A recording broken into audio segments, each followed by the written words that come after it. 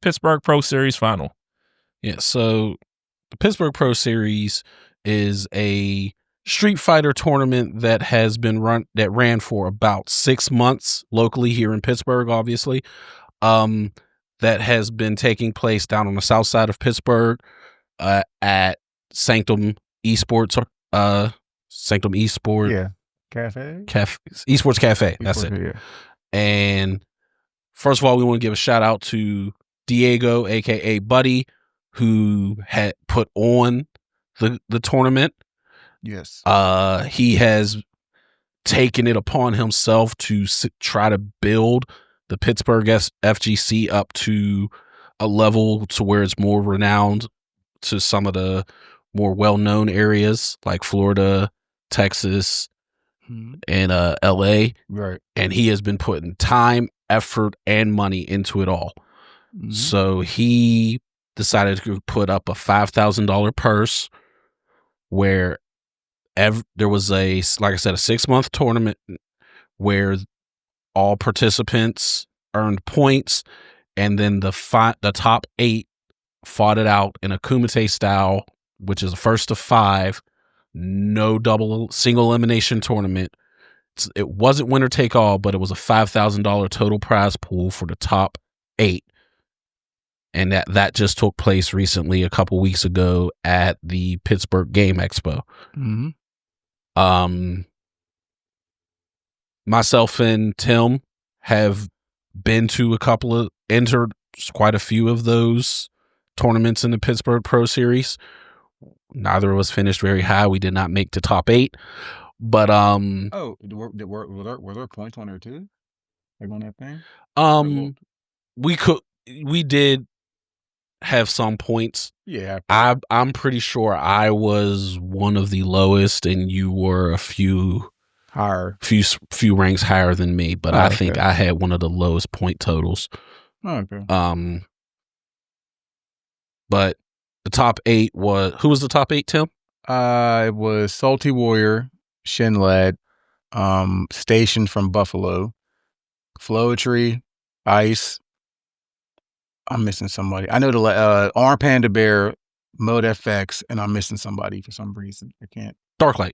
Yeah, okay. Darklight. Yes. So in our area, it is generally well known that Darklight and Shinlad are arguably the 2 strongest players in our region.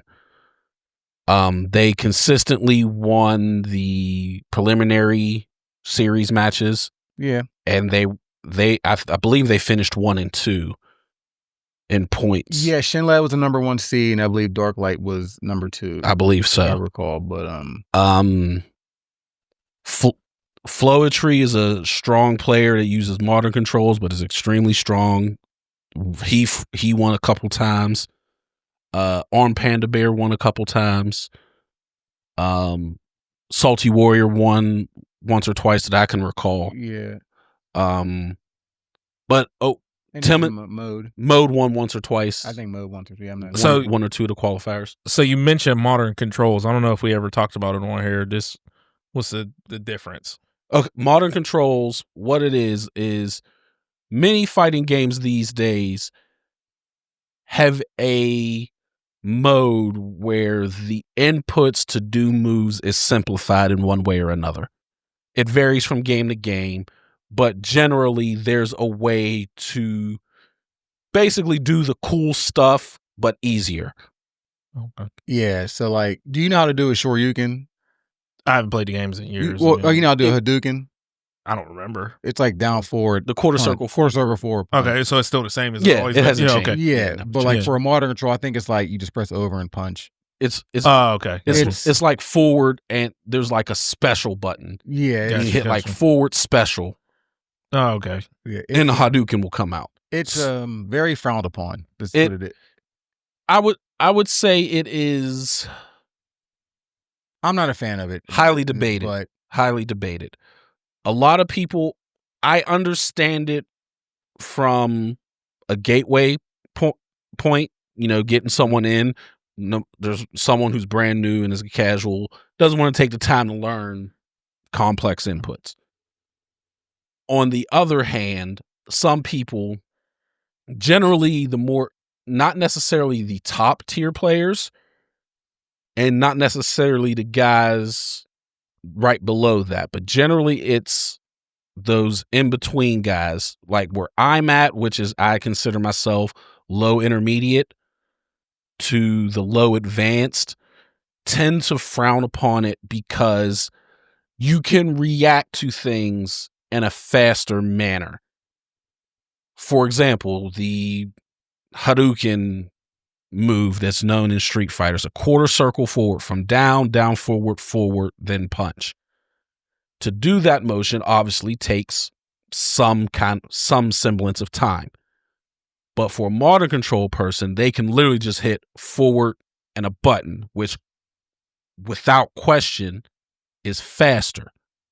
So that means they can do moves faster than someone who uses this regular controls can.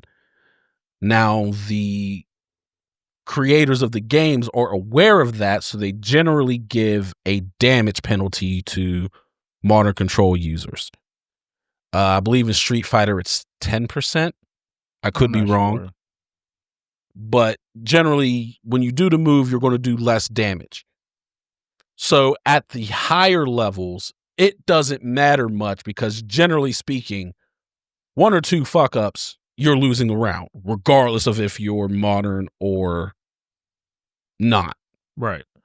But at the lower levels where you're having 5 or 6 interactions as opposed to 2 or 3, that damaged nerf doesn't seem like enough.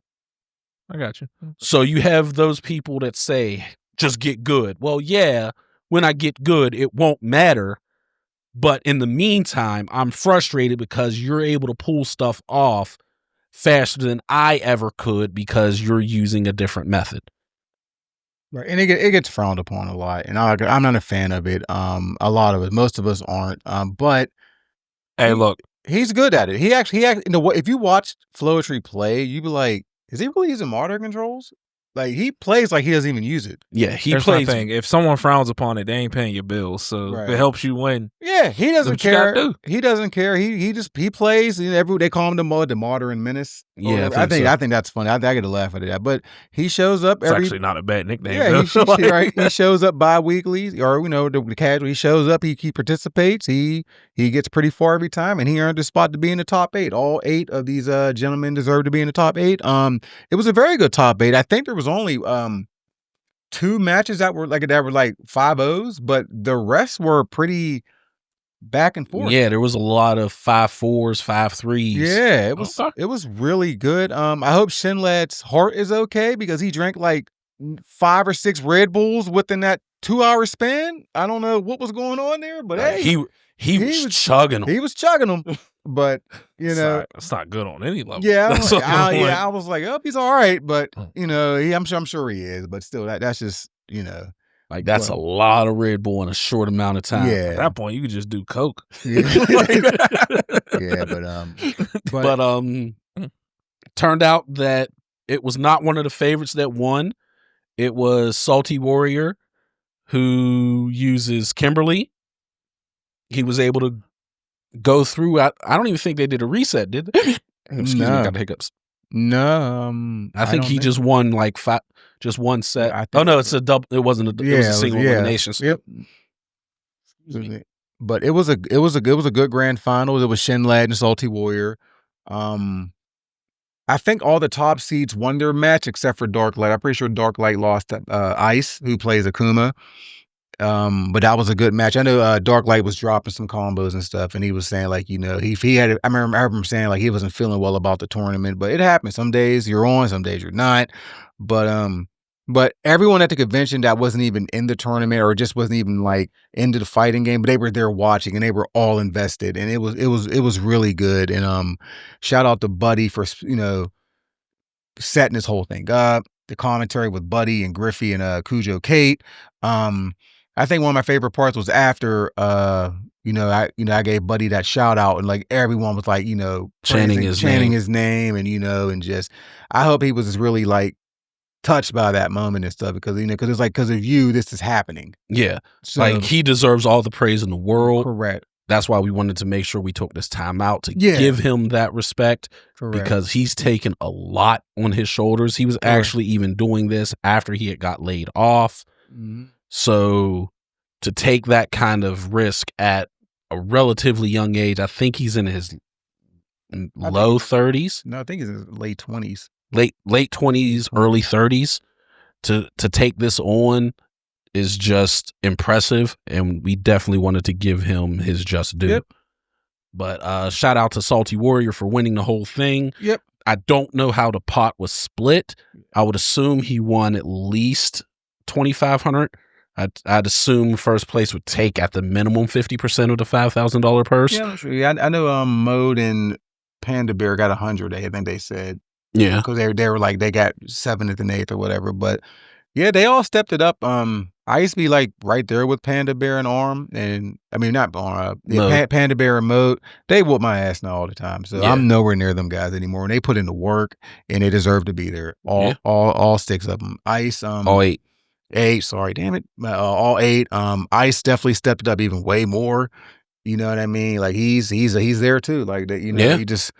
You know, so it was good, and hopefully, I'm looking forward to next year when April starts. You can roll back into it, you know what I mean, and try to show up to the bi-weeklies and get those points and just keep going. But keep up the good work, guys. Yeah, and I'm gonna try to be in the Kumite next year. You know, so. I doubt it, but I'm gonna try. Yeah, but that's all I got on. Like they said, support your locals, support your regions more than ever now.